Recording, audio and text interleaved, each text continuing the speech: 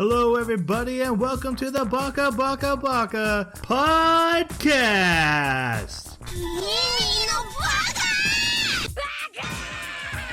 Baka. It's amazing how every time you open your mouth, you prove you're an idiot. Hello, everybody, and welcome to Baka. We are an anime podcast where every 2 weeks we watch an anime and then come here to discuss it like we're in a book club, even though we're just watching TV from Japan or China. And then we leave that discussion open for you to continue in our comments. Tell us where we're right, tell us where we're wrong, tell us what you thought about what we watched or why you didn't watch it. That works too. So we are here now to discuss Link Click. This was picked by one of my co-hosts. Talk to him in a second, and I'm going to introduce them. We have the Scott Bakula to my Quantum Leap. It's Jeremy. Hey. With his random opinion about anime. Dongua can be good. Random. Who saw that coming? We also have the Ben Song to my Quantum Leap 2022 remake. It's Jason with his random anime opinion.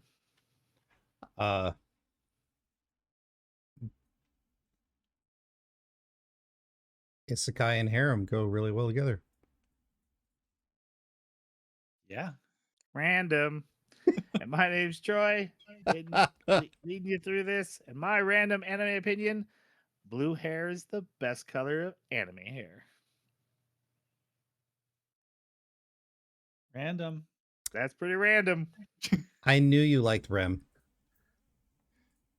Oh, good point.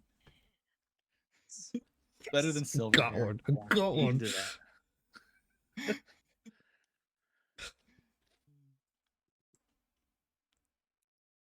There's a lot Here's of dead air. There is. It's been edited just fine. I didn't make show notes, and I forgot what comes next.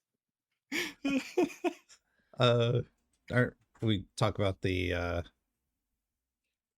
No, I'll just grab opening show and closing? No. notes. You can just grab some show notes. Yeah.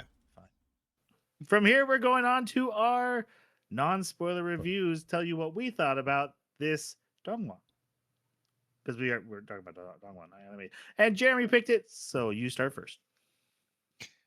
This dongua was really good. We're just gonna keep saying it. It was really good. I was surprised at how good it was, especially because I was a little bit lukewarm on To Be Hero X. So knowing that it's from the same guy really blew my mind, we'll say. I like the characters. I love the power set. It's really interesting. It seems like it's reined in, like the characters are not necessarily taking full advantage of their power set, but maybe that's a good thing.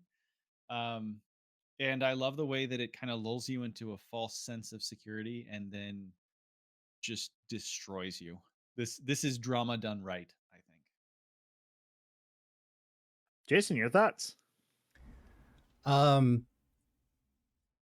Yeah, this is very Hero X like for me. Plot lines were pretty predictable. The power sets don't make sense to me, and the characters are super likable. However, I did like that we didn't jump around story beats like in To Be Hero X. The two main characters, they drive really well together, and they do the straight man, funny man thing really well, without getting too serious, because there are a lot of serious topics. So I think the tone is really well. I had a good time with it.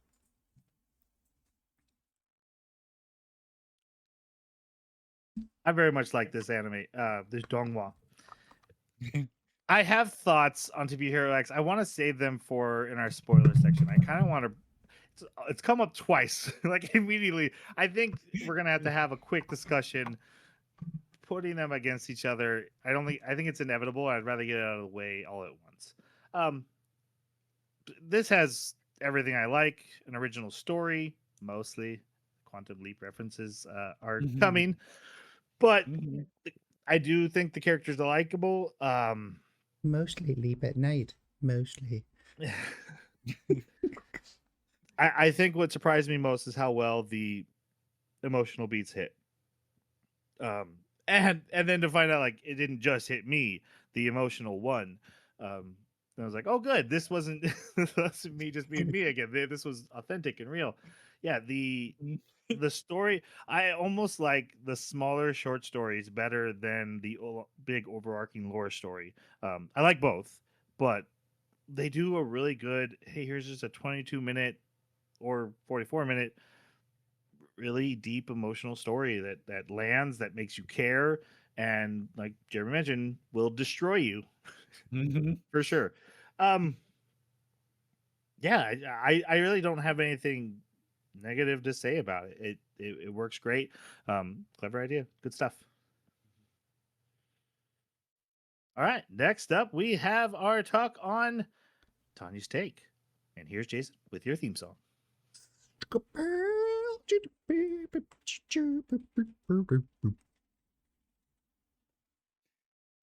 Wow. You, Okay. you, you sound like a character from Sesame Street trying to sing a song that time. I was channeling my inner Muppet for you. Thank you. There we go. Yeah. Muffet the Muppet. That's Oh man, Um, my left arm hurts. burger But you know it's not from clapping. Okay. oh God. That we were both at the edge of our seat. She absolutely loved it. Yeah, she's excited to see season 2. I'm glad she liked it, but it does seem she only likes your pick. I think there's some bias going on here. Yeah. I don't know Oh, if we no. can trust Tanya's take. No, honestly. Believe me. Trust Tanya me, even bro. real? We even seen Yeah, her she never before. comes on to dispute anything, so that that's in my favor, right? Tanya fully agrees with me in everything always. Yes, always. All right, your guys' thoughts on the opening and closing? Fantastic. I liked both of them. The OP was fun. The dancing it seemed rotoscoped, which was really done pretty well. I also liked the song. But man, when you get to the end of these episodes and you've got either this somber or like intense moment going on, and then it goes into that like soft rap. So good. Yeah. I sent over in the chat, stop thinking about it. Stop thinking about it. Because it hits so good in the outro when they're doing their rap and everything, and then one of the only lines that I can understand in English is "stop thinking about it," and all I can think of is like how the trauma of that episode, and I'm like, yep, stop thinking. I can't. You put it in my head, and I can't. You're taunting me. I love it. I absolutely love the outro for that. The intro I have a little more trouble with. The dancing is so cheesy, like it's painfully cheesy. Like the worst kind of boy band cheesy. And the singing, I don't know. There's something about the um very high pitched adolescent voice or teenage voice that just, I don't know, it sounds really like whiny and weak to me. I couldn't stand it. So yeah, I not much for the OP. OP's fire. I also like the dance. Maybe it's cheese. It felt very.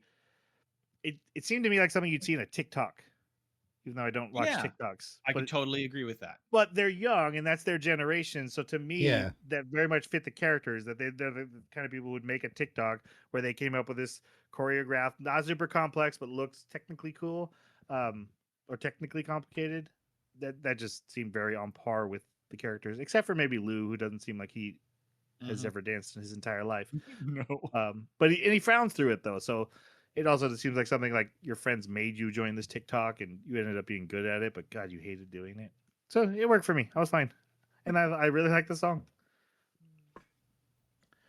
All right. We are going to go on to our spoiler section. But before we do, you should know what we're watching next time. Next retro pick.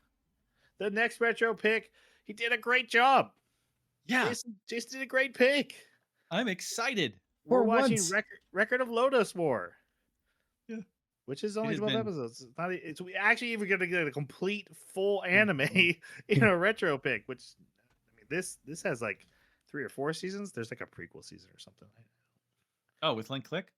Yeah, Link I Click. know that there's a season 2. Season 3 is being talked about, but I think anything else is just like shorts and stuff. Yeah, they got chibi shorts. No, but I heard there's something prequel out there already because I've seen people argue about no, it's season 4, no, it's season 3 coming, but I don't Oh, okay. know. Doesn't matter at this I'm not point. sure. Oh yeah, Good point. No, I agree with him. we're all gonna watch it. I am. I actually am. Yeah, I'm gonna totally watch season 2. All right. We are going on to spoilers. So everything that's going to happen in the first season of the plot, we are going to reveal stories, themes, theories. I think we're going to walk away with some theories on this one. And with that, I think we're ready to start. So if you don't want to be spoiled, not too bad. That's what we're doing. All right. Link Click episode 1. You knew what you did when you hit play. I'm just going to watch the first 15 minutes and turn it off. Right. That's right. According to YouTube, that's what everyone does anyway. We start with our two main characters, so we're going to talk about them, but they're going over the rules because this story is about two guys who can time travel through pictures. We'll go over the rules and how it works. But they time travel through pictures and observe the past to do things in the present. And that how complicated that gets, especially when you have a passionate hothead as the one who's in the past and a logical robot man Best character. who's acting as the guide. So if you had, it's like the opposite of Quantum Leap. Like go into the past, but don't touch anything. Leave it all as it was. So we'll start with your guys' favorite character, Lou.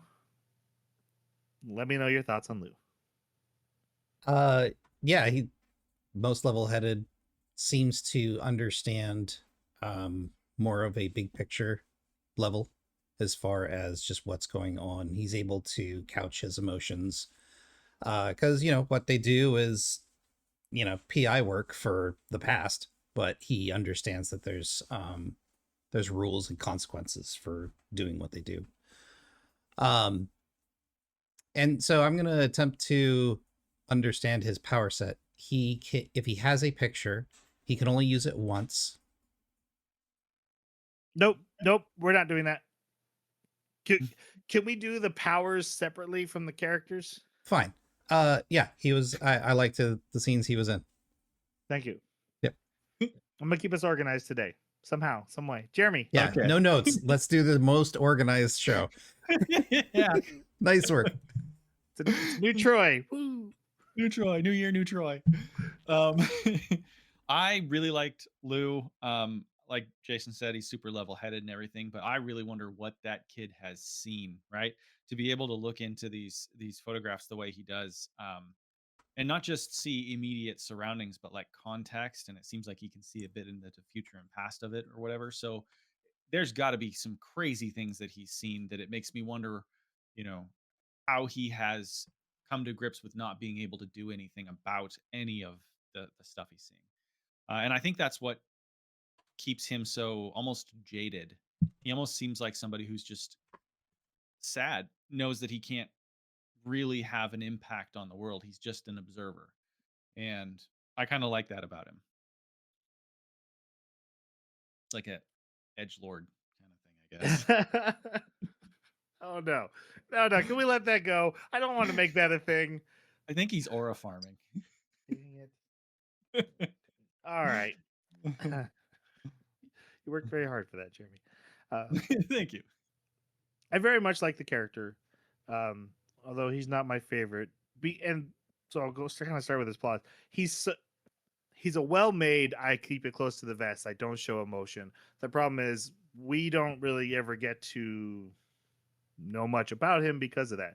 He's kind of a blank slate, and I think there's a good purpose for there, and I think it's well done. It's just as far as a character I'm going to attach to,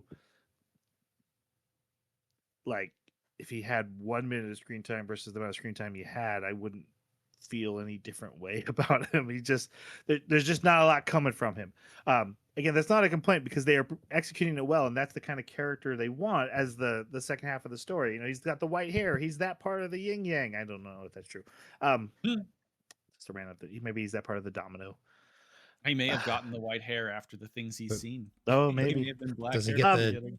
Pepperoni and cheese, or he is where all my theories revolve around. he said Domino's.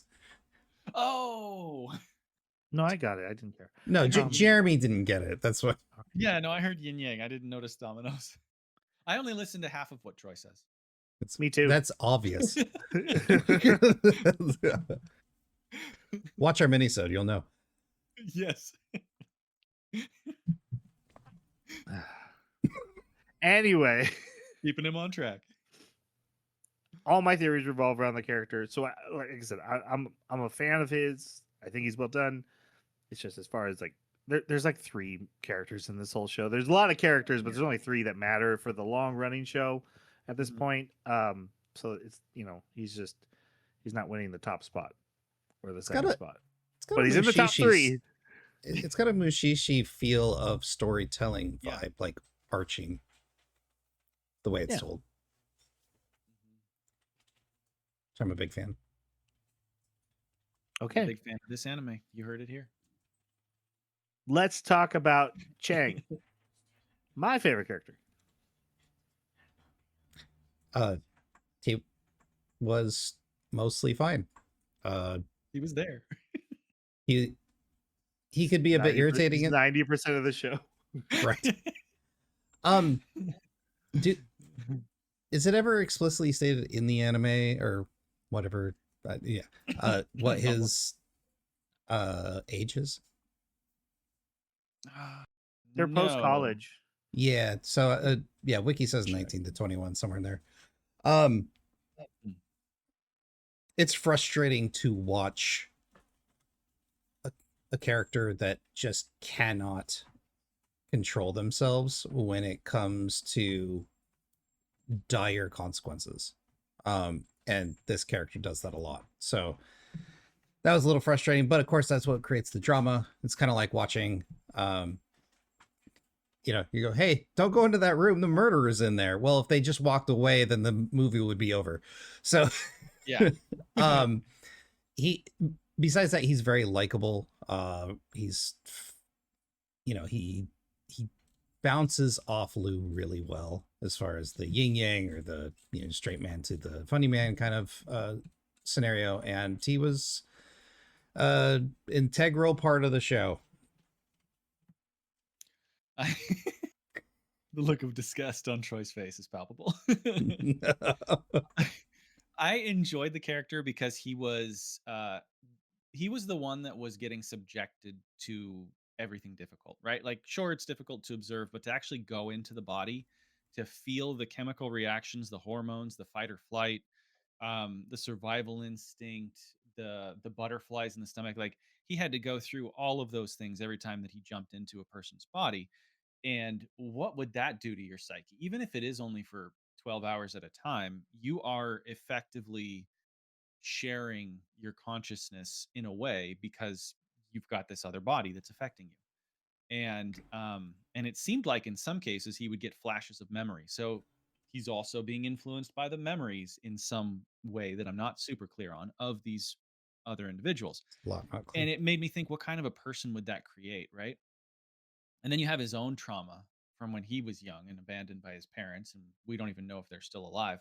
Like, everything seems justified to me. His behavior, his personality, the flaws that he has, they make sense. How emotional he is and impulsive.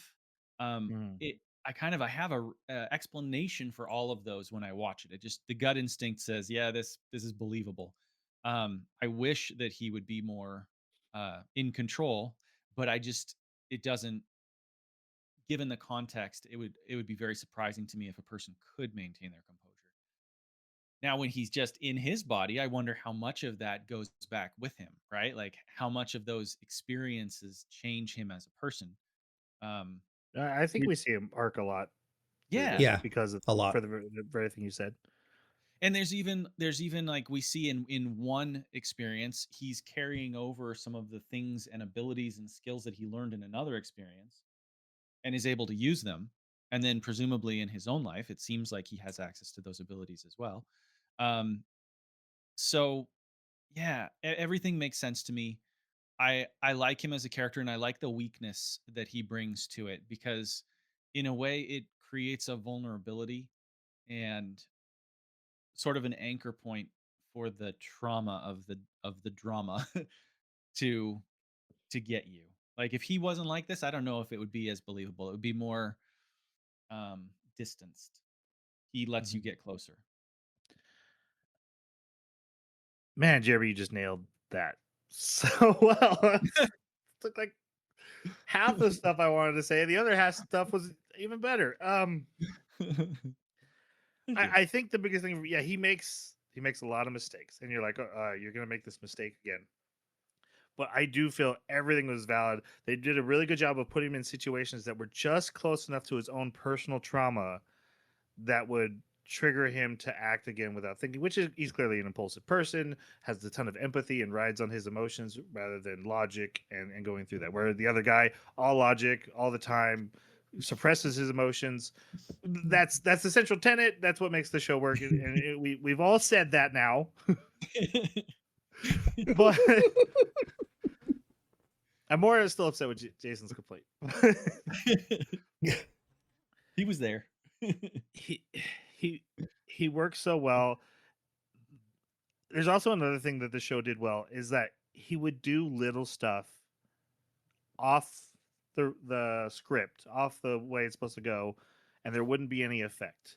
And then he gets a little bit more, and there's no effect. Oh, I won the basketball game. Oh, did I ruin everything? Oh, everything's fine. You didn't change a note. Oh, so I can do a little more. he he's one of those guys who's like, oh, I was 1 minute late to work. Oh, but no one noticed.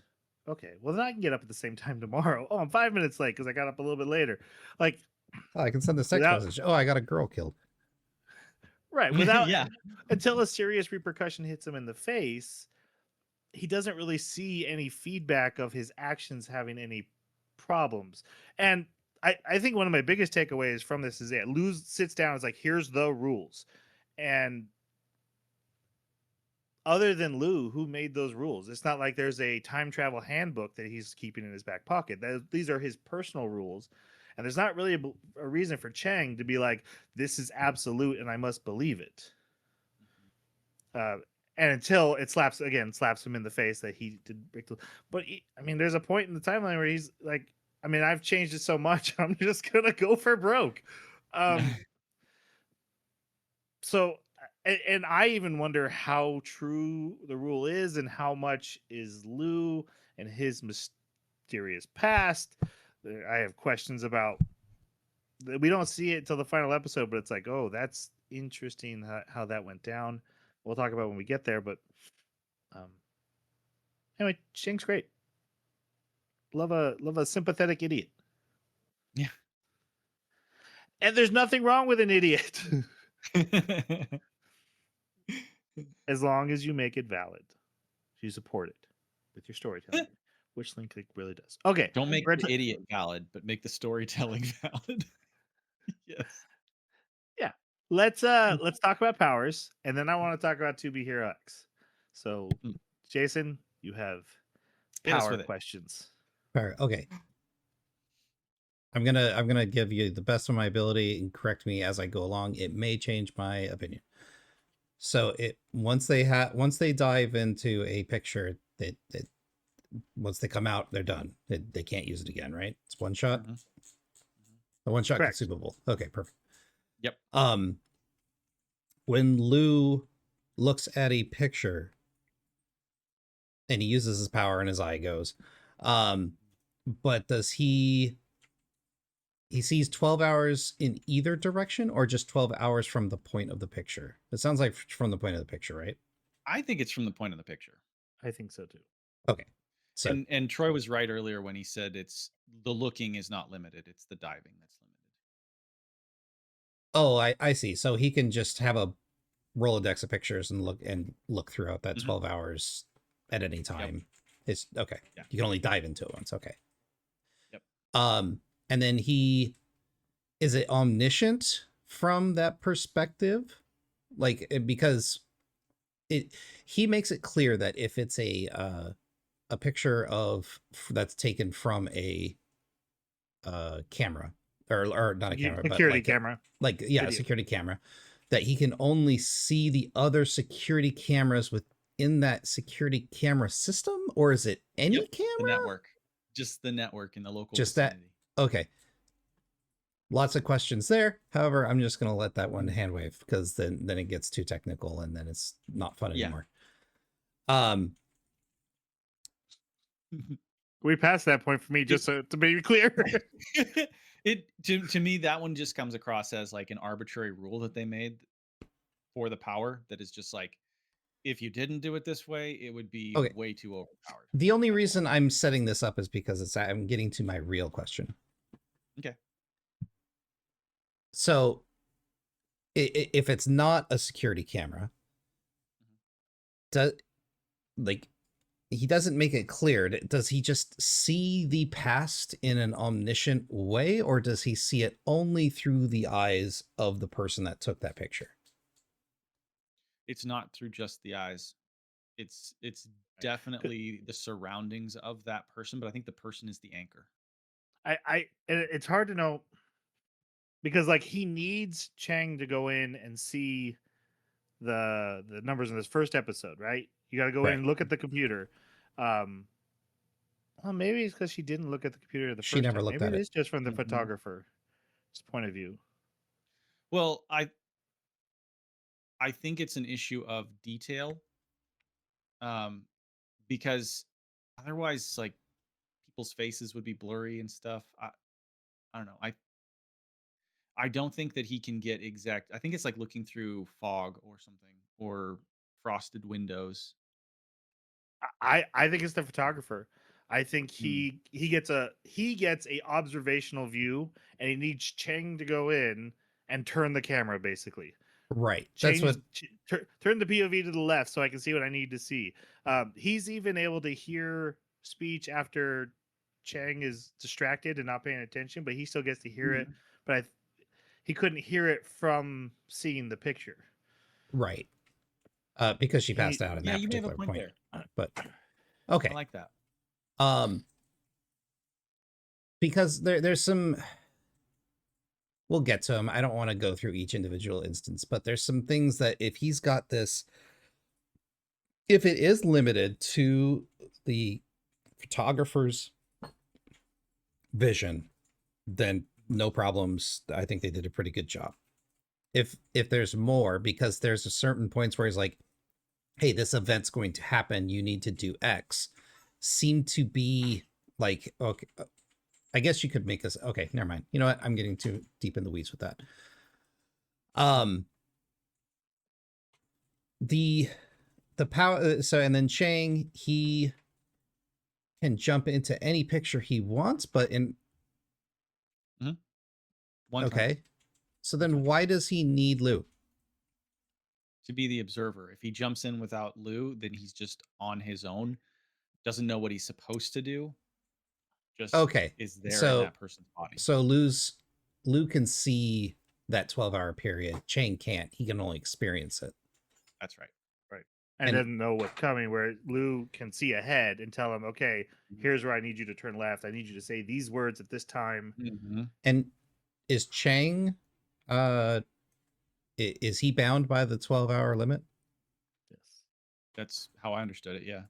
Okay. It seems weird. Okay.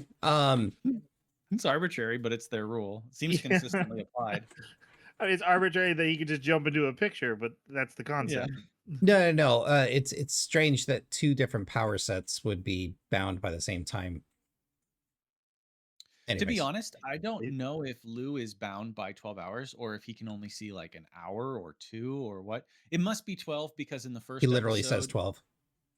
Well, in the well, I don't know if he says you have 12 or for Chang. But in the first episode, it's not until the very end.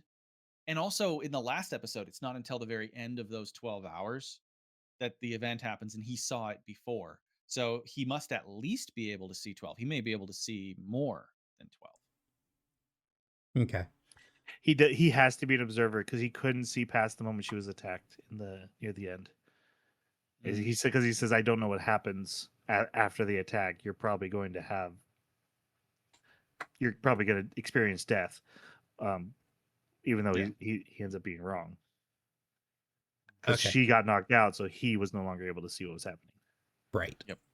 Which is funny because he was like, "Oh, you were sleeping," when he was Emma, and so he was aware of him still while he was sleeping. Yeah, and he sleeps through it sometimes too. He's like, hold Yeah. on, power nap. Okay, that makes sense.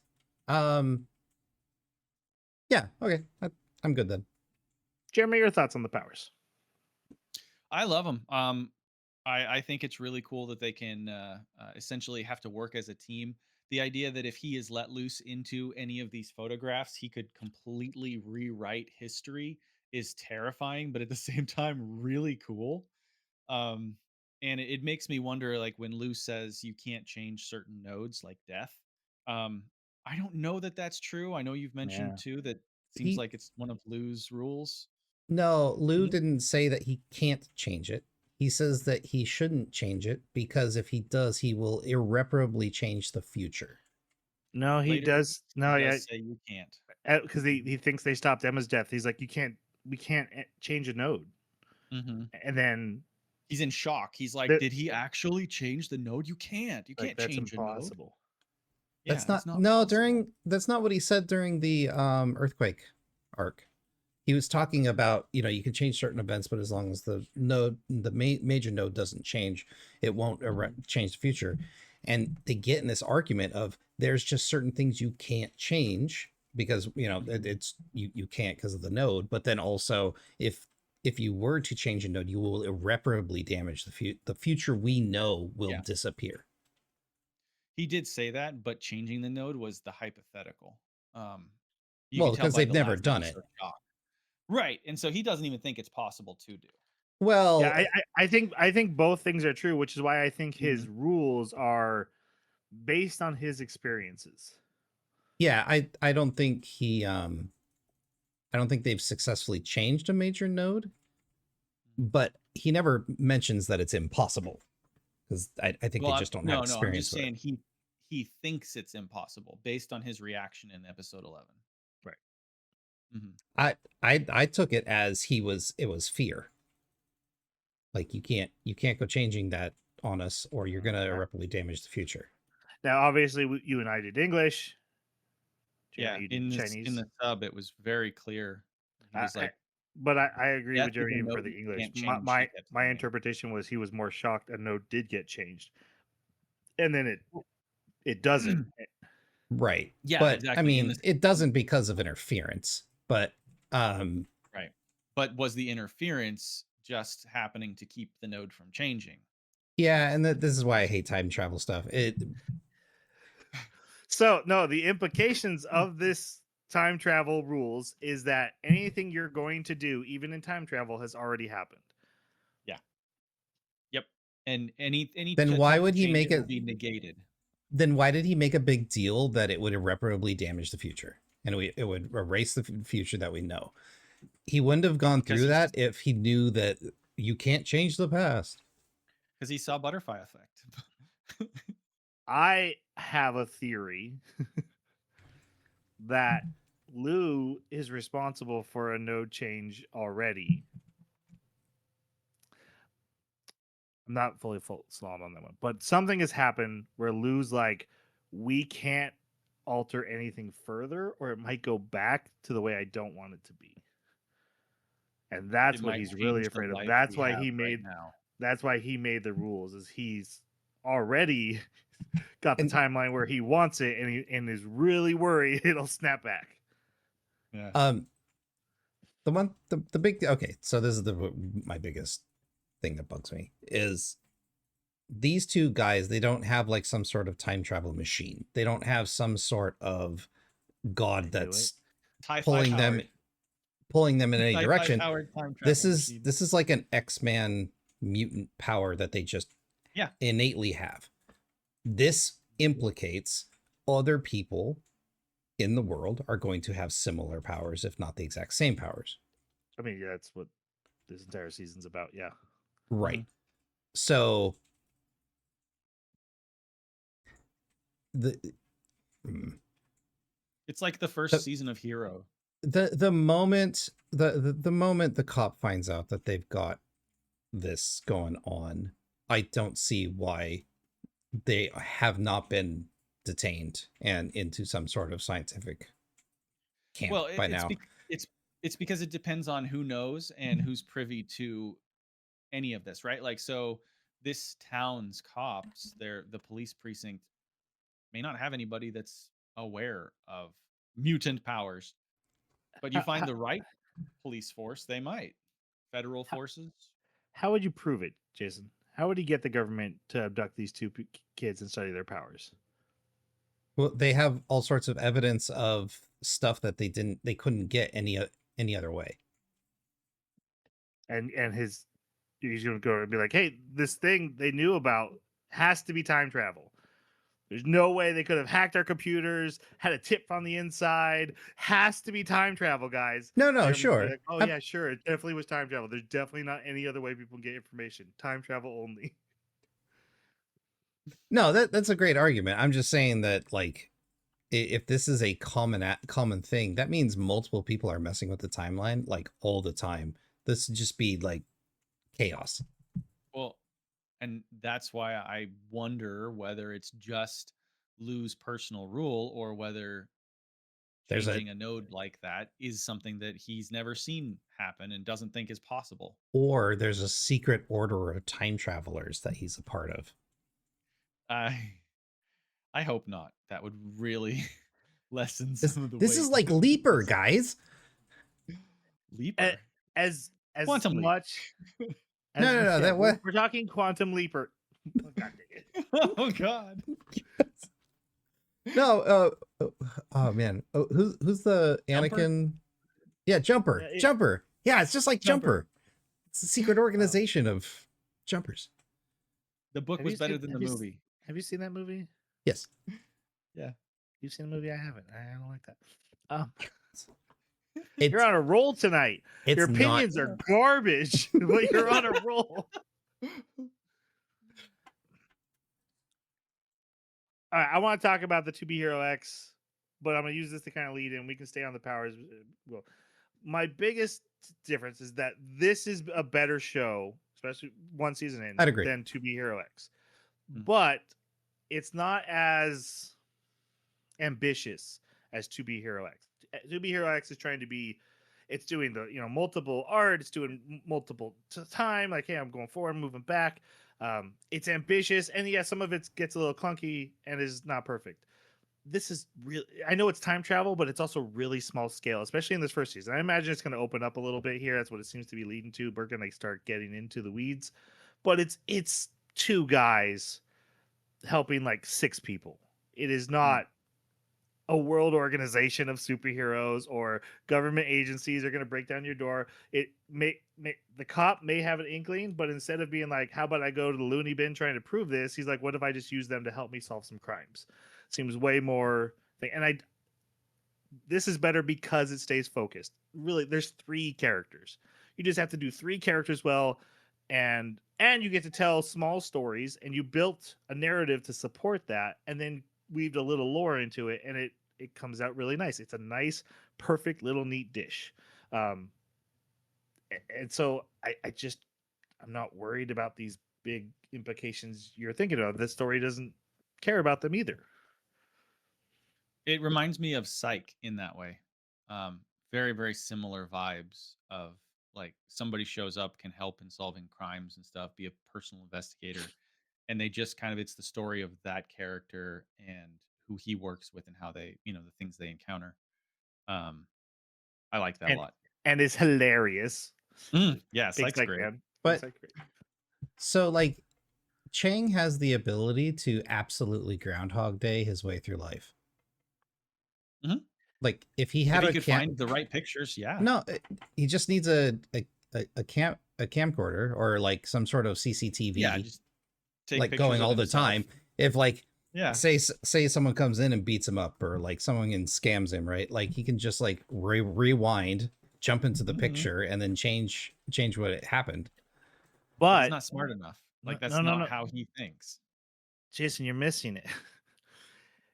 If someone comes in and beats him up, then he's never in the future going to go back and stop that beating up, or he would have never happened in the first place. Oh, you're creating a paradox. Exactly. All time travel turns into a paradox. Yeah. Exactly. It just time travel is a paradox. in No, this itself. is why I hate time travel shows. That's why they keep it simple, and I feel like the rules they establish and they stick to their rules, and they don't think about, they say time bends around black holes so much that you could see yourself going into the black hole, but what if you shot yourself before you went into the black hole? I mean, Maybe that's a bullets literal don't go physics fast problem enough. in a real universe. Paradoxes can't exist. That's just reality, man. Maybe if you had a laser, that would work. If you can see yourself, maybe the No, laser. your could go example back. sucks. It does suck, but Because if you Reverse can see, light. if you're going around the black hole and you can see yourself, that means you're caught in the event horizon. So whether you shoot yourself or not, you're going in the black hole. that's not the point of the theory, though. You die before you go in the black hole. It's a what if, right? Just to You say, die like, before you can shoot yourself. if you can see yourself going into the black hole, then maybe you could stop yourself from getting into the black hole. Then how would you have seen yourself going to the black hole? Time bends in our real universe and could create a paradox. So time travel just is always going to come with a paradox, and you just have to accept it when you come across a time travel story. So there's two ways to mitigate it. One is always the alternate world theory, which I Right. believe Lou mentions at one point. Did he create an alternate universe or an alternate timeline I don't remember that, but in the that would be sub? interesting. I'm pretty sure he said that. He probably said it in the dub too. Take Yeah. notes. I look up and down. But that's one way, and to me, this anime didn't really follow that route. The second way is you never really changed anything; it was always this way. What you influenced produced this outcome, and that way eliminates the paradox as well. And I think that's what this anime is doing. I don't think so too. any deaths were changed. I don't think how the pieces played together may have changed a tiny bit, but the same events, like the nodes and whatever was important to happen happened. Like Emma's death, I think she was always dead. I thought she wasn't when I finished episode 1, and I thought he did that and it killed her. He changed history, but by the end of the season, I'm pretty confident she was always doomed one way or another. She was going to die. Yeah, like time forces itself into a railroad. Yeah, like I've heard of that as like the time flows like a river paradigm, and you can't change it once it's got its form set. All right. You guys have any thoughts on To Be Hero X in comparison to this earlier series? Just that I hate the cliffhanger. It feels like another, man, it feels just like when the guy shot the girl in the head and then we just never come back to it. Yeah, it just felt like that all over again. The a lot of the story beats were fairly predictable. But I will say this, like just like you said, Troy, not only was this a tighter story and a lot less characters, I loved that it didn't hop around from whatever time frames they were doing. Yeah. And I found the characters a lot more likable than the characters from To Be Hero X. I just quick little addendum. At the end, there's a scene where like the killer's arriving at the photo shop, and it feels like, oh, this is happening in the one timeline, and then you realize we're watching two timelines simultaneously, and it was jumping back and forth.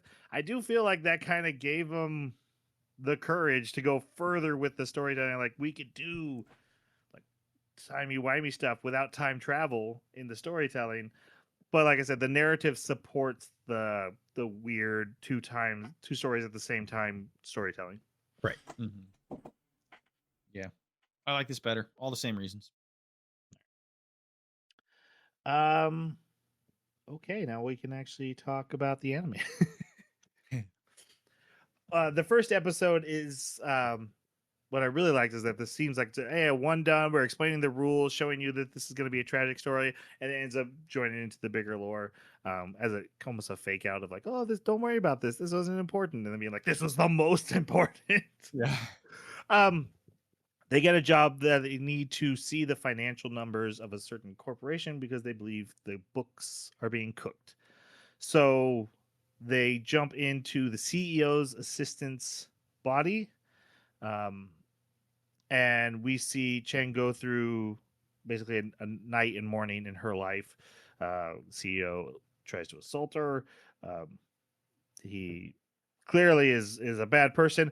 There's also she's getting texts from her parents. Her mom's always worried and overly contacting her, and she seems to be having grown distant with them. At the same time, we find out that Chang's parents had disappeared when he was a kid, and he has no idea why, and it's a huge traumatic experience for him. He freaks out about it all the time. So when he's going to bed that night, and the phone is getting a text from the parents, Lou's like, just ignore that. You don't want to touch that. But Chang always wants to touch that, and he says, "I love you, mom and dad," or just reaches out to him. Has dreams about parents that night, and then in the morning, um, goes through with the mission, which results in him getting to see the computer. He has to spill tea on the boss's lap, has to get slapped by the boss's wife. I will have to say the tea spilling was hilarious because he's like, all right, spill the tea. And he's just like, oops. Oops.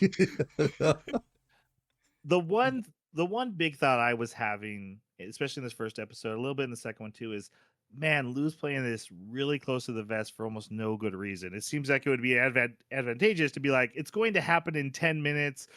This is how you're going to go about it. Like, let's have a little game plan. I was like, that seems like he's really putting Cheng out there on a tree branch on his own. But then we find out how impulsive Cheng is when he does know what's coming in the future. And you're like, oh, no, this is the only way to get around Yes. Cheng's impulsiveness. So, again, something I disagreed with in a character action, but that was supported with the storytelling. I like that. After Cheng leaves with the financial numbers and getting the CEO arrested, we see that Emma loses her job, but her parents are coming to visit. She rushes out to see them, having gone through some trauma recently. And is offered a ride by a stranger. And the next day, she's on the news as being murdered. I remember when this scene happened, I was like, "Oh, is she getting that boyfriend or mom? Wait, oh no, Oh no. that's not a boyfriend." The important plot note here at the very end is that Lou sees the news broadcast. Cheng does not. Cheng is not aware what has happened. Oh, we also met the landlady came by, which is their childhood friend that Cheng just calls the landlady, one of his closest friends growing up. And this is Xiao. Your guys' thoughts on Xiao? Before I give my thoughts, Jeremy, I am surprised that you didn't see random guy that you don't get to see his face at the bus station offering a ride as not bad guy. Like that's Well, that is classic bad guy. The thought process took about a half a second to a second. It was like when she bumped into him and then he like turned and his eyes were hooded. That was when I was like, oh no.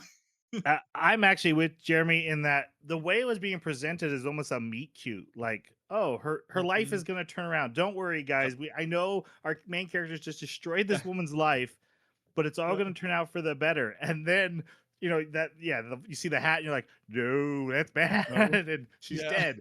No, it's a last minute swerve. I fell for it too. Oh, okay. Yeah, because I immediately went, oh, he's gonna murder her. And then like she's dead on the news. Like, oh, okay, yeah. She should have ran into a bear.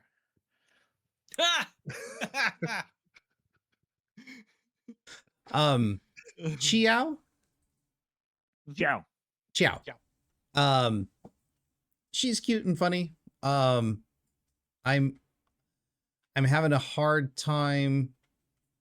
I think she's got it for Cheng, but she also shows some affection for Lou, so I don't know. No. Are we gonna talk ships? I don't. I'm No, I'm I know who not. you're shipping. I don't have a dog in that fight, but Me. It's not me shipping it. It's the writers who are censored, so it'll never happen. Yep. um okay. Anyways, yeah, she was great. I enjoyed her on screen. I thought she was funny at first. I thought she was going to be like the annoying, obnoxious character, which isn't necessarily a bad thing. I typically like those.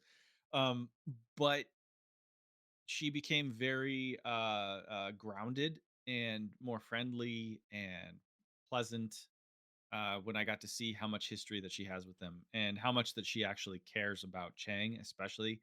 Um, since she was there since he was a little kid and got abandoned in the first place, and she's always tried to help him. Um, so yeah, she turned out to be a deeper character than I was getting the impression of her initially. I love the spin in the final episode. What a twist! Even though it's not her, it's her. M. Night It's a twist. Shyamalan, what a twist. Yeah. I Um, saw that coming a mile wide. I had to do it. Well, I mean, the knife. The knife was the giveaway.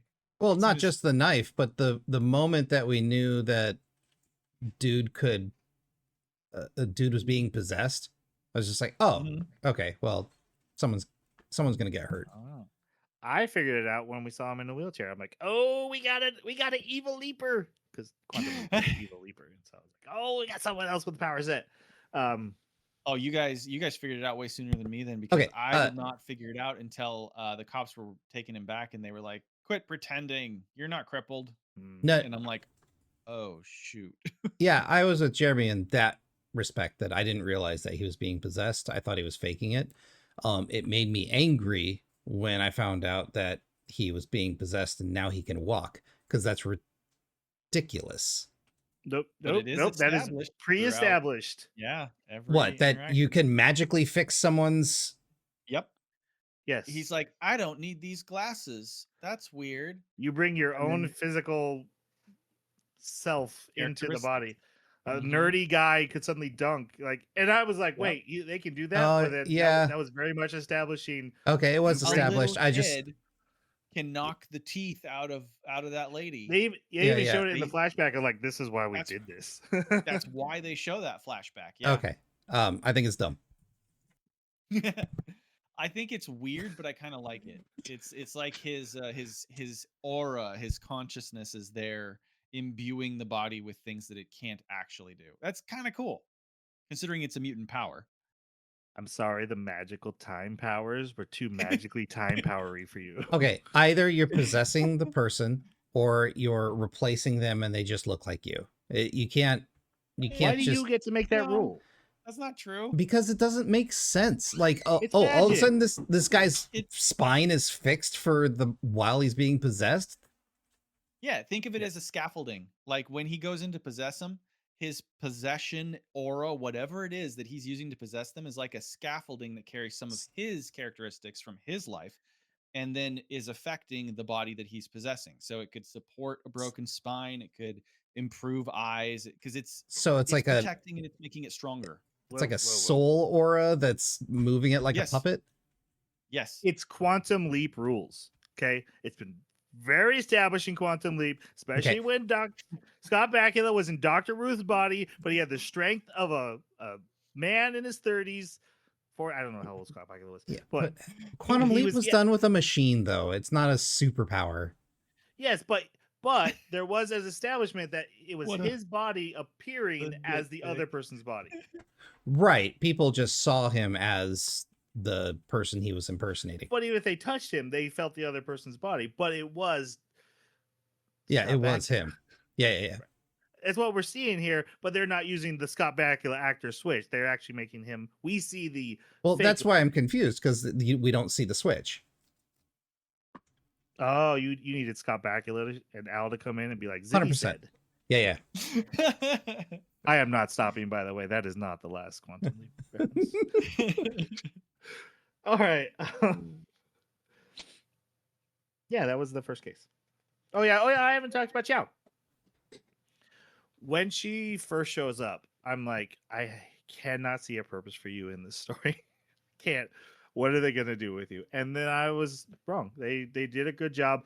Not only do they use her to kind of provide some context and some story on their back history, but also because of the time travel shenanigans, but she's always around and they're trying to hide it from her, that complicates things and pushes timelines in certain ways.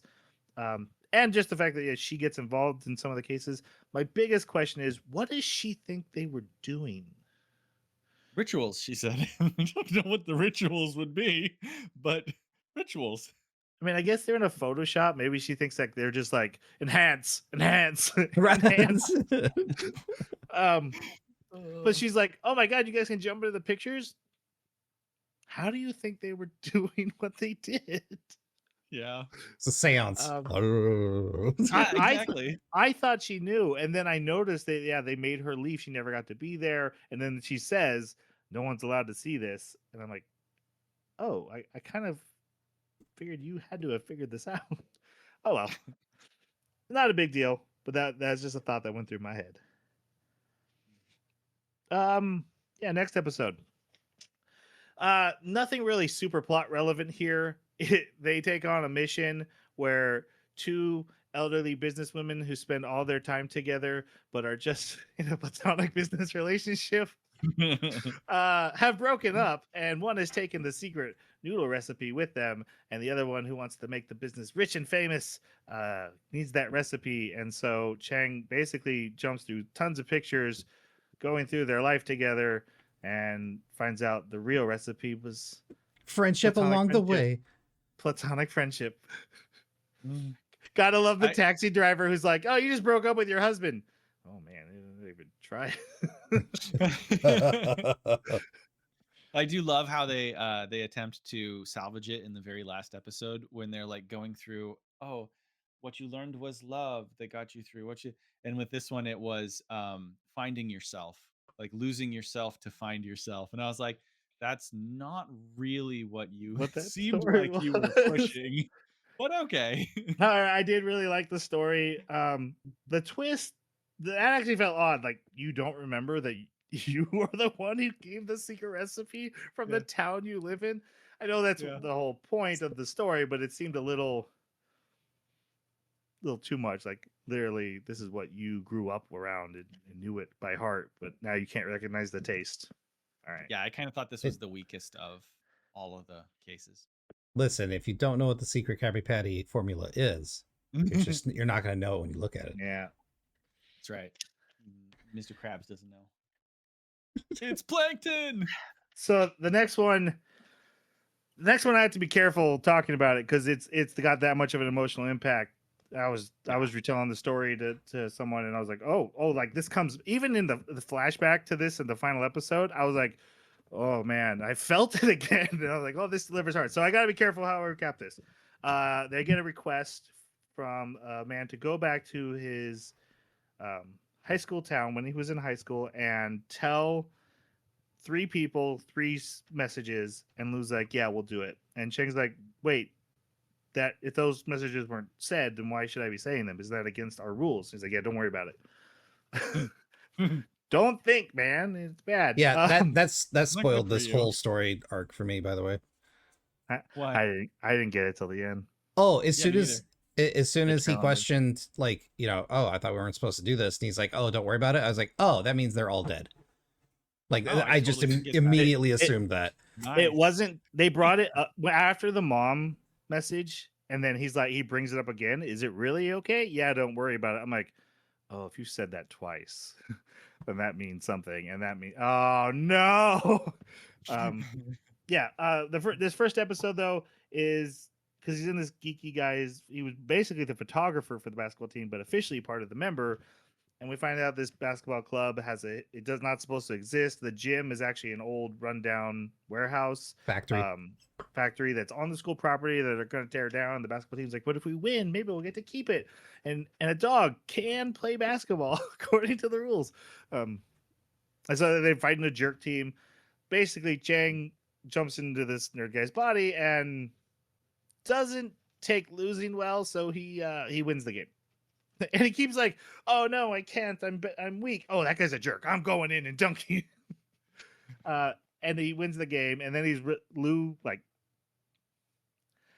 punishes him, and he's like, "Did you punish me?" Because Lou goes radio silent, and he thinks he messed it up, and then Lou's like, "No, I was just getting something.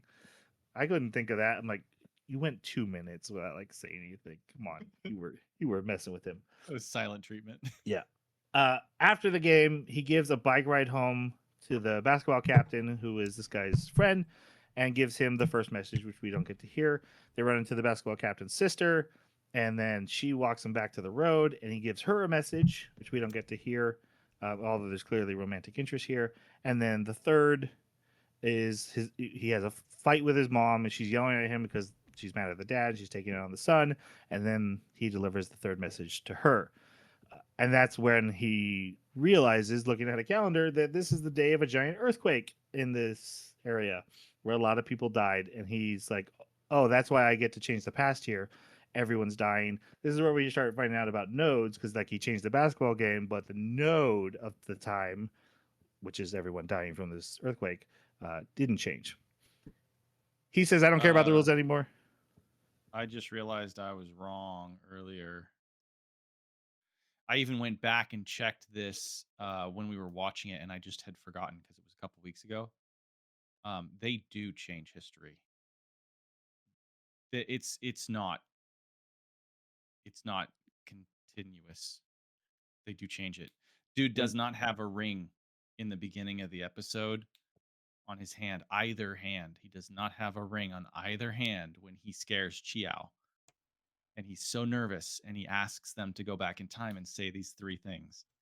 When they see him afterwards, he has a ring and a He has a child that's like child. 5 or 6 years old. They You changed. double checked? I double checked. I rewound and I watched it. So they do change things. And if they could change something that would create a life, They could change something that created death. they can change something that can create a death. So that's got to be Lou's personal rule. And you're probably right about your theory of him already experiencing it and then trying. Maybe it was so costly or something, or I don't know. Man, it feels good to be right. Oof. Enjoy it, Jason. Enjoy it.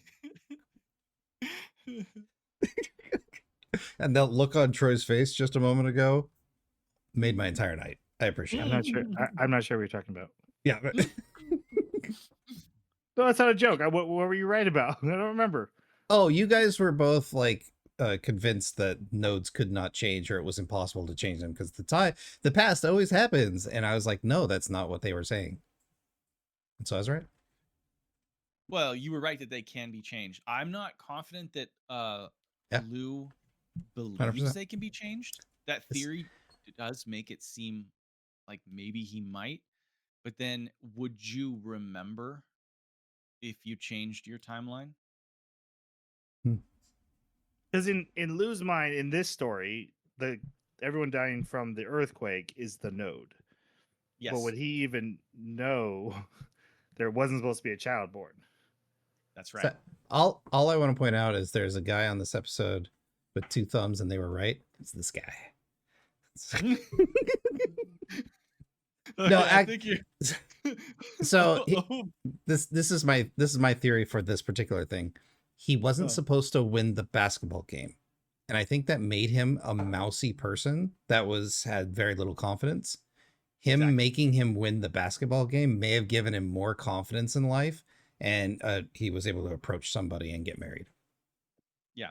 And have you ever had those moments in your life where you say something and then afterwards you're like, whoa, I don't know why I said that, but it was the right thing to say, right? I kind of wonder if it was a similar. You move your eyebrow like you've never done that. All the time. Sure, yes, that's thank you. normal. It's normal. My mouth just moving. I was, and then you look back and you say, that was great. I've had just as many where it was terrible, but it was great this time. When he, I was wondering if that was the sensation that he had after looking back. I wondered that about all these people. like later in their life, where they like, I don't know why I said these things, which they didn't say. Chang said them well in their body, but it was the right thing. And in this case, I don't know how I played basketball so well, but I did. I don't know why I said what I did to these people, but it was the right thing to say. And it made me feel better, made me grow as a person, like you said, Jason. So he's not mousy. Um, yeah, because obviously it was not something that came out of his desire at the moment. It came out of his desire as an adult way, way later through someone else's mouth, through his mouth. So like, I don't know, there's a sort of a disconnect there, but he would still have to mentally justify why it was said.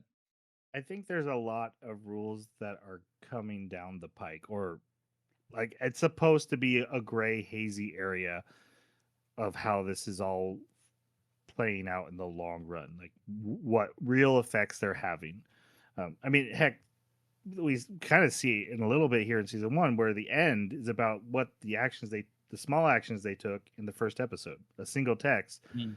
creates the entire last 3 episodes. Which now I don't even know if she was meant to die. Because we don't know before the end of that episode whether she's gonna die or not. Like it was announced at the end of the episode, there was no way to foretell whether what he did had any effect in that. It seems like it did, because why else would she run to the train station except that he repaired the relay? But then again, she may have come home and complained to her parents, but they wouldn't have been there because they didn't get her text, so they didn't bring the stuff over. Yeah, Yeah. There's more coming, I but no love matter that, what the explanation is, it's time travel. and I love it. I It'll love it'll it. it'll end up eating its own tail. All time travel stories do, Yeah, if you pull the threads long enough, right, Jason? And that's why Right. you just had to accept it. yeah. I like it because I think it's fun pulling the threads and then finding a way to justify it and then pulling them some more. That's fun. Okay. With the discovery that an earthquake is coming, Chang decides the rules don't matter, and he goes to warn the his best friend and the sister. Gets there and starts screaming about an earthquake, and their neighbors start like laughing at him and making fun of him. That he causes a huge fight with the family of his best friend because like the mom finds out the daughter's going to the city, and the brother just wants to play basketball, so they're fighting and like not even paying attention. So he ends up just riding away, and it's like, okay, look, I won't mess with anything else. Just let me save the mom. Let me save the mom. And obviously, for reasons. And then we get Lou's like, okay, I'm gonna tell you exactly what to do. And it leads to a series of events where the mom ends up using her body to shield him from the earthquake, and a super emotionally heartfelt scene that I'm not going to describe here because I have to keep talking. Thank you. And yeah, Well, it, if I can chime in just a little bit, because this was extremely heartfelt. It was a great scene, but I think my favorite part about it was that the mother initially was really hard to. She was not palatable. She was really mean and she was grating. When she was yelling about, just leave like your father, right? There was a lot of passion in it and a lot of aggressiveness. But then in this scene, it was super touching, and she did exactly what you would expect a good mother to do, comforting him to the end, right? And so, um, to me, that was really cool because she was a complex character, and you don't typically have that. When you have a character that's going to be a good mom, she's a good mom from start to finish. When you have a character that's going to be a bad mom, she's a bad mom from start to finish.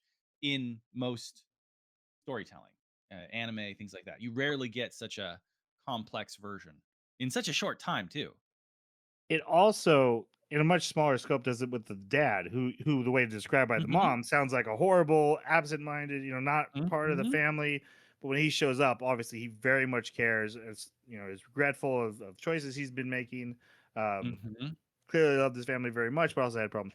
So yeah, just So point that of views and people are complicated. so this means Lou Hmm. led Chang to get the mom killed. Potentially, yeah, because he knew what was going to happen underneath. But then at the same time, he had him hiding underneath there. So it had to be like the one place in the house where you wouldn't die, Right. but only enough room for one person. It's But good. neither of them were under there when it collapsed. Oh, because she ran out She ran out to get him because he was off to get getting the him to camera. save him. Yeah, you're right. I forgot about that part. Been a He, couple weeks. he basically walked him through the normal script, pretending he was walking him through a new one. Right. Yeah. No, that means that he was gonna allow him to try. I don't think so. If I don't if think so under the either. well, if under the table was where he was supposed to be in order to live through it, And because I why think would he tell him to go under the table? They probably, when the earthquake starts, went under the table anyway, and then because the whole house crushes him. But the boy would run out, and then yeah, So I think he just put them under the table a little earlier than they did, and then everything else played out like it was supposed to. oh, you think they always ran out from underneath the table? That's what I'm assuming. that's what I think too. Okay. That would fit more in with nodes can't change. But yeah, it works. This cannot be a review of Can Nodes Change.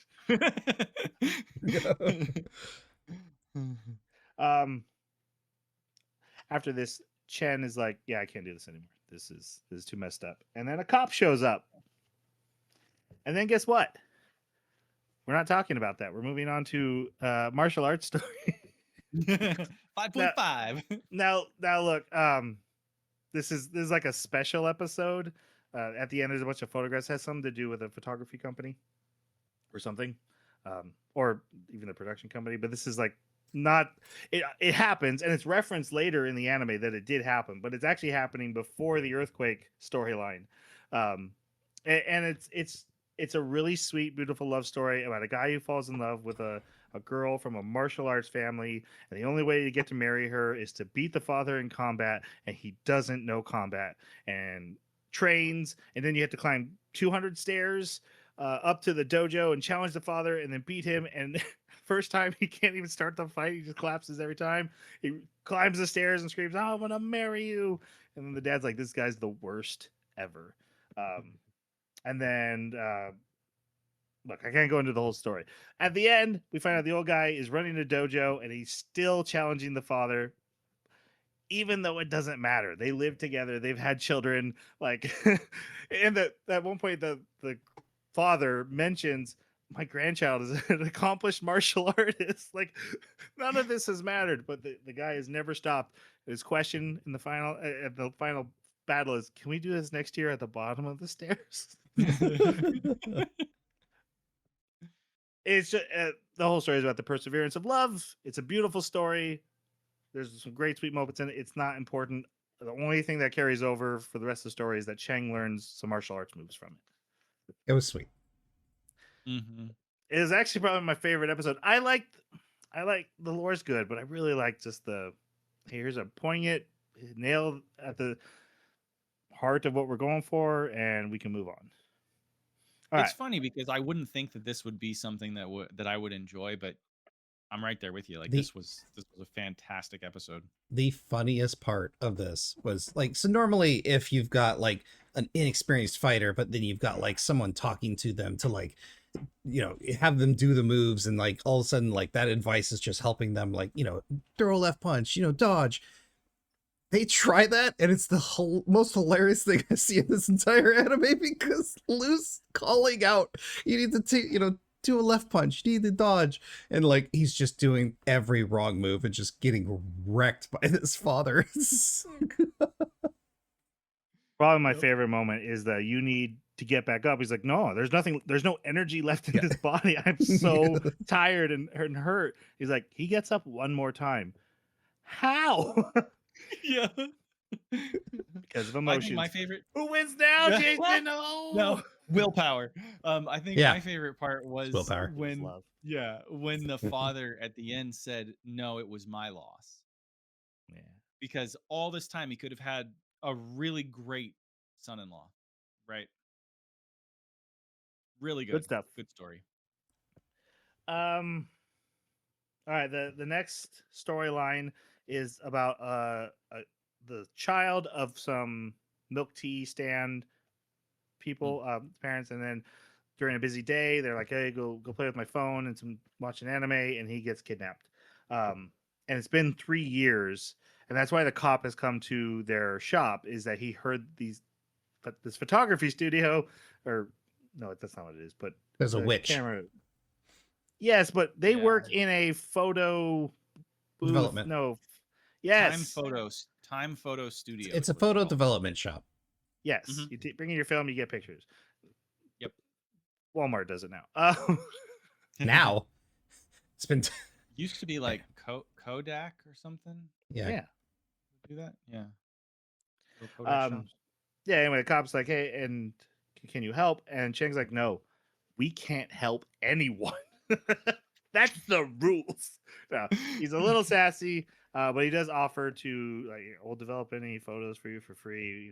Wish we could help, but we can't. And He doesn't want to get involved with the police. yeah, Chow comes to them and is like, why didn't you help? This is something you guys could totally do. I don't know what's going on with you, but we could do this. And then she confesses, I saw the kid the day he was kidnapped, and I've never said anything because I was embarrassed and I should have said something at the time, and I felt bad. And I even ran into the father once, and I just said I didn't know anything and ran away. So could you please do this? So they agree. And they have security camera footage, and this is where we learn, hey, if there's no person taking the photo, you can just teleport into the past without possession, which creates issues because that means there's two of you in the world at the same time, and if you touch, But that doesn't you'll seem die. well, that doesn't seem Wrong to movie. applies here. Turn into a single drop of blood. What was that? What was that, Jeremy? I just said it doesn't seem to be a rule that they apply in this power set.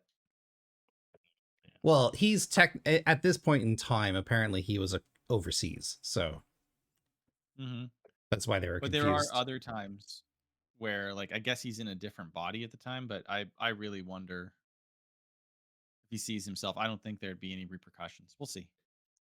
I do think, because we had talked about how Lou can see all the cameras, but just like that, Chang can only jump into this camera circuit once.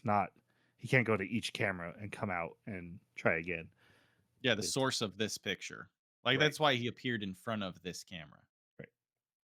Right. And he sees, actually, he misses the abduction, which, all right, that was Lou's fault. Lou's like yelling at him right at the moment, but whatever. He runs after the kid, but he runs into Chow and her friend, Chu, her redheaded friend. Shoe something or other. It's XU. I'm gonna say Shu. Yeah. Runs into them and they're like, "Hey, you're overseas. What are you doing here?" And he's like, "Oh no, I'm just like just back for a day or something." And then has lost the kid. Tries to find him, and they fail the mission. They tell the dad, "Hey, we couldn't help." The mom has gone crazy and is now obsessed with just watching the anime her son was watching when he got kidnapped. Has just like a completely Power lost touch with Rangers reality. Yeah. I think no, we're fine. Good stuff. However, after talking to dad, they realized that the son was using the phone and had taken a picture of the anime from the phone, and so they used that to jump into his name is Dodo's body, and live through the kidnapping so that they can identify who the kidnapper is. Ends up getting caught, but then beats her up. Cheng beats her up with this little kid's body using these new martial arts moves from the last episode. And then he finds out she's superstitious. So he's like, I'm an ancient spirit from your family, and if you hurt this child, you'll be punished, and you better take care of him. Good jumps back to the present. The cops have now found the location of the child, reunite him with the parents. Very sweet. They're there dressed up as the anime characters, and then they arrest the lady. She's like, I took good care of him, even though he's like in tattered clothes. She's like, I took good care of him. You did not. So she's arrested. Is this changing the Shaggy- future? Is this changing the future? No, they changed the present. Well, it's possible because it sounded like, she had no problem killing the kids or beating them up. So I wonder what was done to that kid before they went back. And was this kid delivered to a different organization? Because she seems like a mule. She doesn't seem like a... Yeah, they did say that's what she does. I wonder if he might have even been dead So, at that point. I wonder if this is blatant change of the present. Yeah. Which again, it seems like something where like you don't know if Lou would know if the present changed. Like, does he retain his memories of what it was before? Um, and if he does know, then he's just in denial. If he doesn't know, then he just very strongly believes that it can't be changed or is hiding something. I had the thought of like this does seem a little manipulative of a timeline. Mostly, I hand waved it away, saying no one's mentioned a node, so we're fine. I just figure if you can change something like this, then you could probably just have changed whether the kid was even abducted. I know that it would have a much stronger butterfly effect, but her not giving him up to Right. whatever place that would have some pretty big If butterfly effects too. if the kid didn't get abducted, they wouldn't have been hired to go prevent his abduction. Therefore, and then you got the paradox. This, he Yeah, but it's a specifically paradox called like out, in 3 years, you're going to deliver this kid to the police. right. Well, that's, Well, you know, and that's where I kind of wonder about like when the paradox. Yeah, I don't know.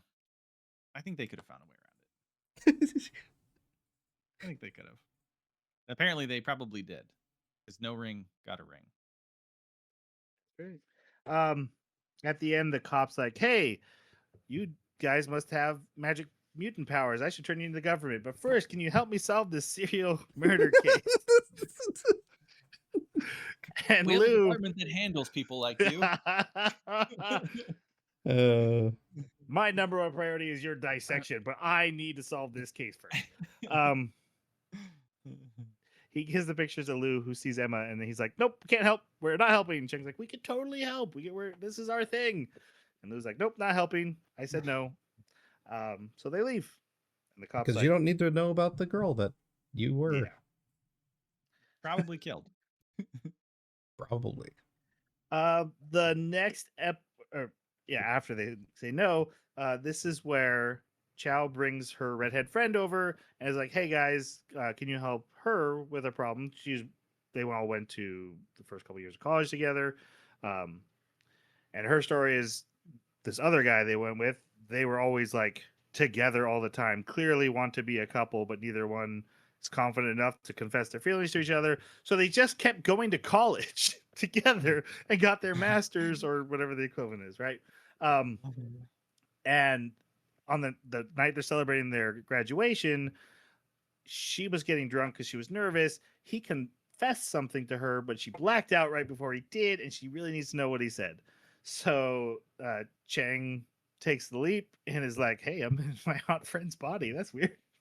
Um, Goes through the night, gets hammered. As the confession is about to happen, he sees a mysterious person and another girl nearby. He thinks it's the serial killer and runs off to stop him. Um, and ends up being just a creepy stalker of Zhu instead of the serial killer, but does manage to beat him. And she gets on the news, which is not good because now she's a target of the real serial killer. Because when her new boyfriend, maybe they're not so they are they're basically dating. They just had to finish it. He's going to a job interview. They were going to meet. She doesn't show up when our main characters call her. A mysterious voice answers the phone. It says something very important that I didn't write down because I didn't think it was very important. And it ends up being very important. It's basically, I'll see you at the time or something like that. It's very important. It sets up a lot of stuff. They talk to Lou talks to the detective. Is like, "We want to help now. Can we catch the serial killer? Our friend has been taken." And he gets a picture and finds a license plate. But Chang, who's supposed to be kept off the internet, goes to his laptop in his room, gets on the internet, and dives by himself, sees the killer, gets into the trunk of the car. This is Emma's murder, and ends up stopping it because he realizes right before she's being murdered, "This is Emma. I did this. My text message to the parents did this." He freaks out and then dives back out. This is also where we learn he can dive alone. And when he comes out, Lou's angry and Chow's in the room. So she's like, "Wait, you guys actually jump in the pictures? what did I think you were doing? It doesn't make any sense that I didn't suspect that. I'm gonna get you guys dissected. Troy's so upset about that. for people So like angry. Um, you. they tell the cops, "Hey, we we know who it is. It's the guy you suspected all along." So they go to arrest the guy, and he's wheelchair bound. And the cops are like, "Yeah, it wasn't him." Plus, we have new video footage of Emma just walking off a bridge by herself. There was no murder. So they find a selfie from to like 10 hours before she was murdered, which also happens to be the time when she came in to hire them for the job. So Chang ends up having to argue with himself through her body. And then that night, as he's getting ready for the attack, and he's been warned by Lou, hey, this attack could kill you. You'll have to live through the death. Because again, I saw her attack, and then what I saw stopped.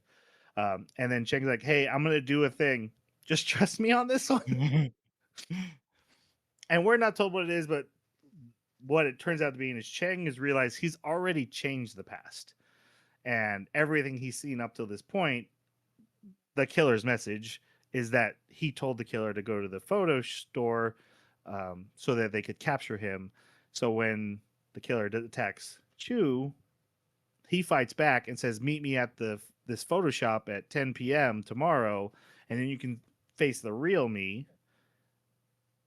And the killer's like, oh, that's cool. I want to do that. He's like, okay, then you gotta leave the girl alone. She still gets captured, but she doesn't get killed. At the same time, does a great job.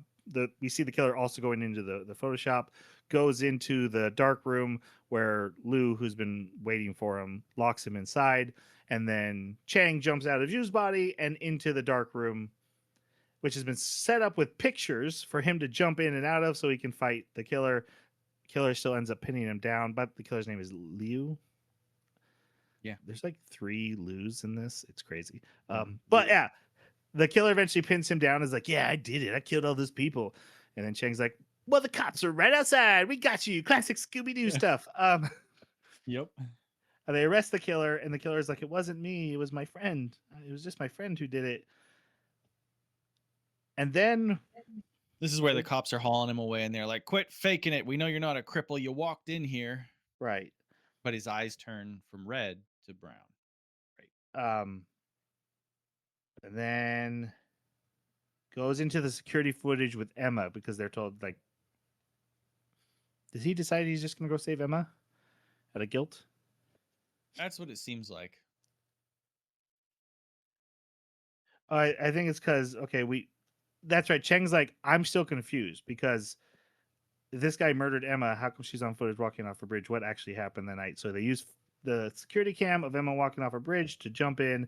What really happened is that Lou wasn't going to kill her, he says. That's what he tells the cops. I don't think that's true. But he was trying to drive her to the hospital, and she wakes up, freaks him out, and he crashes. He said he thought she was a zombie. Zombie. Sure. The person I almost killed. That I was driving to medical care, I thought was actually dead. Yeah. I was totally going to a hospital. He crashes. This is why he's in a wheelchair. She gets out of the car, looks at her phone, realizes she can't contact her parents, and all the guilt from, we find out she was taking bribes from the CEO to keep quiet about the numbers.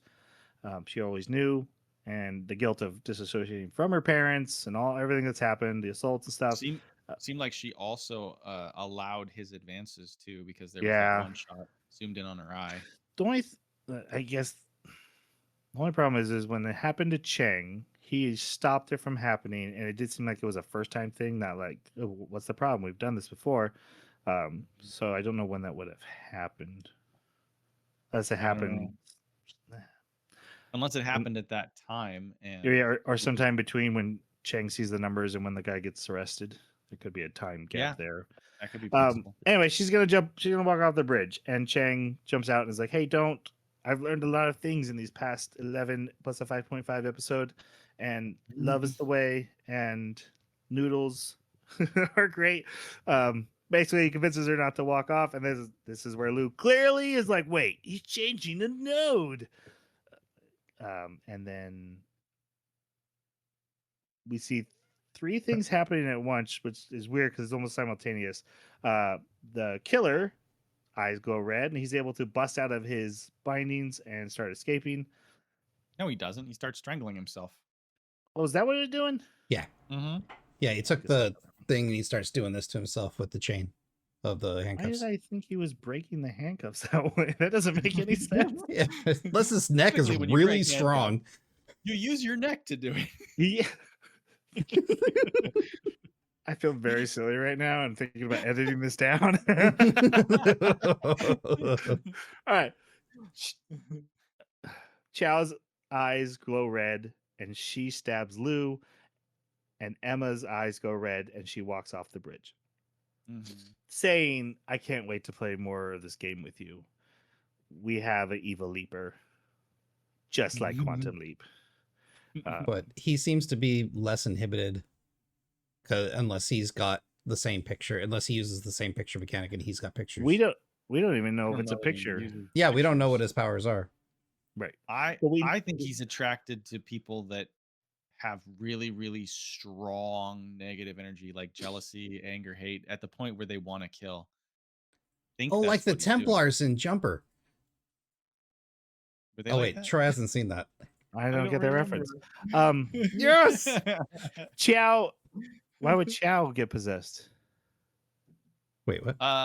That's a good question. So being attracted to someone is different from targeting someone. That would be my answer. So like because he knows he wants to go to this time, place, and Oh. he wants to attack Lou, he could pick someone.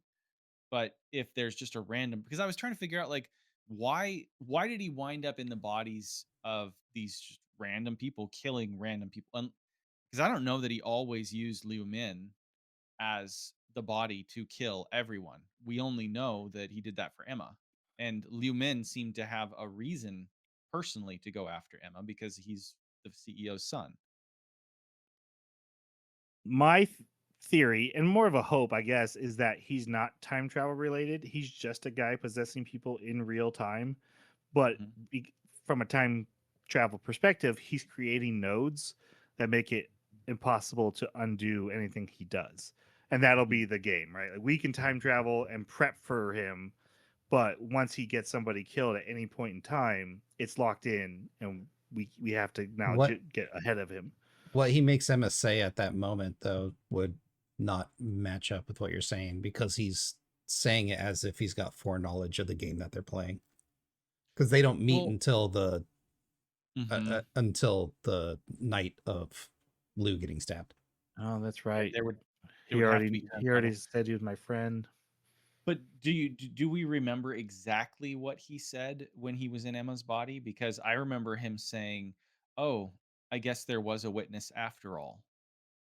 He said that, and then I remember the part about the games. About games? Okay. But then that could have been not because of the future knowledge, but because for there to be someone in the trunk that witnessed it that then wasn't there later, but then is here again. Did he say anything in Chu's apartment that would show that he knew that like Chang existed or was on the board?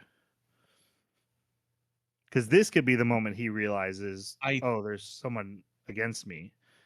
Yeah. And then I thought that he took it very casually that there was another person in me his too. body. So that could have been why he took it so casually. I don't remember him saying anything explicit about it. I can't remember anything specific that would push it one way or the other. But we're at the end. Yeah, it would make sense though. Anymore. Because I mean, that's where we're stuck at. Is was it a time jump to get back into Emma's body, or was that an event that happened because Liu Min called him from the car with his broken legs and said, "Finish her off"? One thing I skipped over was Chow's explanation to Zhu with Chang inside her. That sounds bad. Basically talking about Chang, how she knew him, how the parents disappeared. The reason he's got the rent due forever is because her dad gave him 10 years of credit. It seems horrible that they're collecting, but I think it's more of a I don't want my best friend to leave, and there's a way to guilt you into it. Yeah. They tell the backstory of how Lou showed up into their lives, and Lou was just walking by randomly one day, and then is like, "Okay, I guess I live here now," because he's like, oh, "Okay, I'm gonna go," and they're like, "Help us." He's like, "Okay, I live here now," and it seems almost too You casual. did already know them. He knew him from He playing Chang basketball once. from playing basketball. Yes. Which we don't know that story, but that's where I got like Lou. We saw a flashback to it. I know. To me, it just didn't seem random that Lou was walking by. It seemed like Lou was intentionally walking by, which means Lou knows something and is showing up at that time for a reason. Like, you guys were my friends. Will you still be my friends if we Right. didn't have the same background that we had before? Right. I changed the timeline. Now I'm going to get my friends back.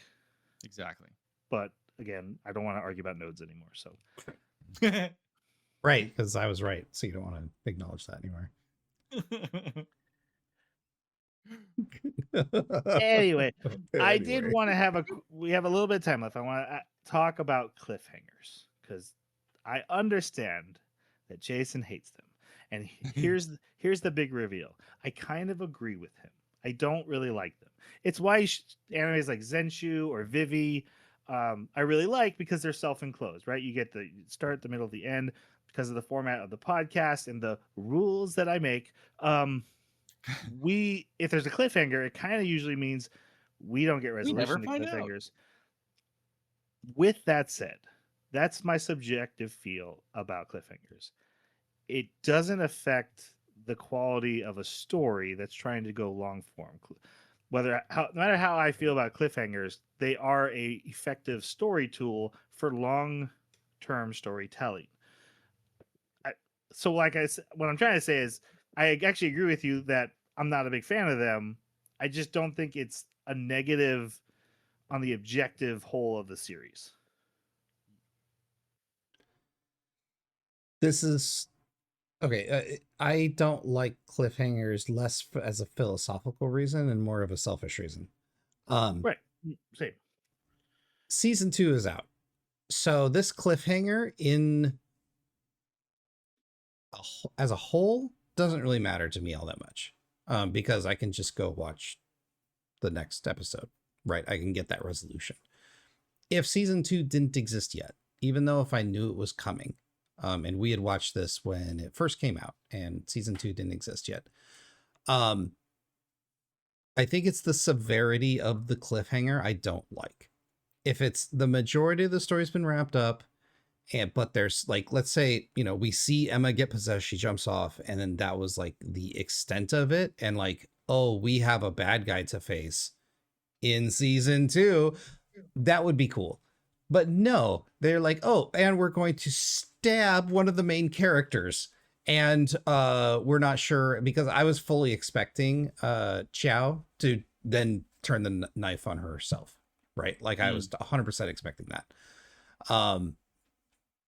That kind of cliffhanger is a little much for me to have to wait for a next episode. So that's this kind of stuff that I don't like.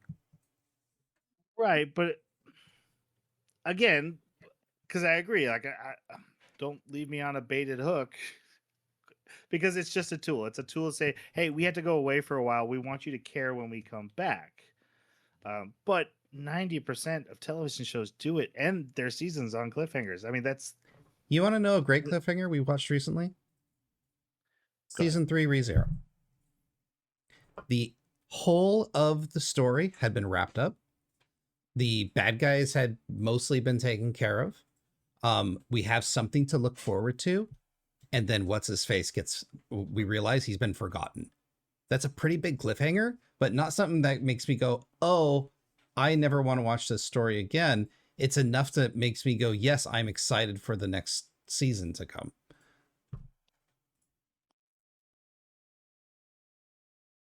I don't know if I agree with that. I feel like it's not strong enough of a cliffhanger to make the casual viewer be like, man, I can't wait for the next episode to see what happens. Well, if you're watching season 3, you're already all in on ReZero. Right. So.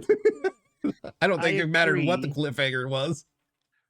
But like I said, it's because it's just how you get your audience to come back. And I had enough trouble with season 3 that I actually didn't remember the cliffhanger until you described it just now, Jason. Like Oh, the whole thing didn't make enough of an impression on me. I still think about that anime. Really? I think about season 1, season 2 even. Um yeah, if I could just throw in my 2 cents, I think that the cliffhangers can be done well and they can be done badly as well. Like not just quantity and severity, but like even just how much they consume of the story. Like did you build up to something that you were supposed to solve and then you didn't? You spent a lot of time on it and you didn't solve it. That pisses me off. And I don't think they did that here. They they essentially let you beat Liu Min, right? Who seemed like the villain, and then at the very last moments, they like flip the card over and are like, "Oh no, he's just a puppet," there's a puppet you know. master. Yeah. And that's cool. I like that kind of a cliffhanger. I If this was just released as season 1 and there was no season 2, I think I would still be okay with it. I would be left thinking about it for a really long time because I'd be like, okay, what did I miss? I might even want to go back and watch the season over again while waiting for season 2 because I'd be like, there has to be more clues in here that I didn't even notice. And I think that's all because of that cliffhanger. Um, Realizing that there's some bigger unanswered question would drive me to do that.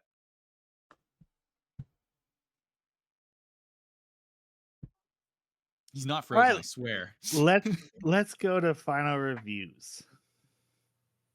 Jeremy, you picked it. Oh yeah.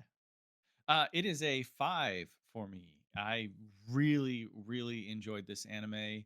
Um, Everything that we've gone over, I'm eager to see what's going to happen in season 2, and I'm super glad that it's out so that I can actually find out. Jason? It was all right. Just didn't hit me like I thought it would, or at least like I don't know. It's just a vibe and a feeling for me. Like there's a lot of good here, but then like I don't know. I guess I just wanted a little bit more when it came to the powers, and like time travel bugs me. It really does. This guy's only Yeah. like one time travel story in his entire life, and I know which one it is. But the characters are good. I'll give this a 3. It's a high 3 for me. I don't have any like complaints here. It's a 5. I very much enjoyed my time. They were effective in their dramatic storytelling, hit things to the point where I can't even recap it fully or I will lose it. I was in story. Again, it feels very simple and small, but there's nothing wrong with that when you're doing it masterfully. When you're like, I'm just going to do this one thing and I'm going to nail it.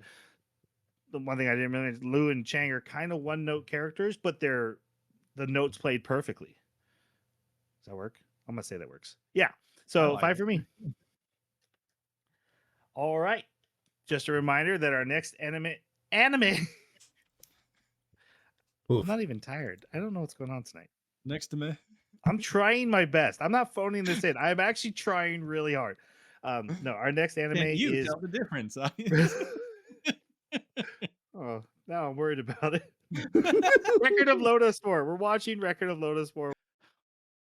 Now that Jason and Jeremy have made their final no rule picks, we're going to do another audience selection. So I need recommendations from our listeners. Just send them wherever you want on our website, which I'll tell you in a second, on our social media account. I'll tell you that in another second. And then wherever else you found the podcast, just send in names. I'm going to make a list, take the top couple ones that we get and make a poll.